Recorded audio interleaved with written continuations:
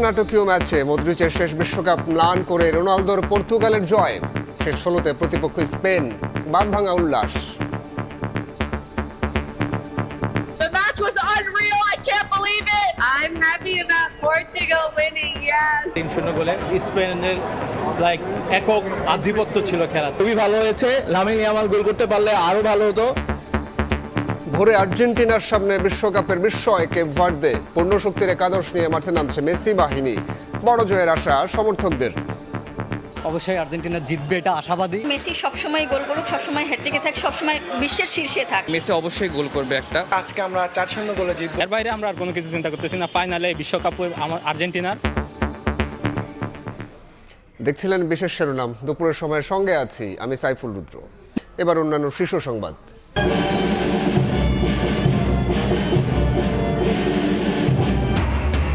৪ মাস পর জনসমক্ষে খামেনির মরদেহ। শেষ বিদায়ের আনুষ্ঠানিকতা শুরু। কাল জানাজায় অংশ নেবেন বিশ্ব নেতারা। ৬ দিনের কর্মসূচি শেষে ৯ জুলাই দাফন। ৫ থেকে ৭টা মতো মারছে বড় অস্ত্র। টেকনাফে আবারও বাসাবাড়ি কেঁপে উঠছে। মিয়ানমারের অভ্যন্তরীণ সংঘাতে কাঁপছে কক্সবাজার সীমান্ত। আতঙ্কে স্থানীয়রা। নতুন করে রোহিঙ্গা ঢলের শঙ্কা না থাকলেও সতর্ক বিজিবি, কোস্টগার্ড। ডেঙ্গু চোখ রাঙালেও নেই সচেতনতা। বাসাবাড়ির ছাদ যেন এডিসের প্রজনন কেন্দ্র। নিধন অভিযানেও ঢিলে ভাব। ওষুধের মান নিয়ে প্রশ্ন। কীটনাশক পরীক্ষা করে ব্যবস্থার পরামর্শ। এলপিজির দাম বৃদ্ধির সঙ্গে সঙ্গে কার্যকর হলেও কমলেই নানা অজুহাত ব্যবসায়ীদের। বিক্রি হচ্ছে নির্ধারিত দরের চেয়ে ২ থেকে ৩০০ টাকা বেশিতে। নতুন চালানের অপেক্ষা।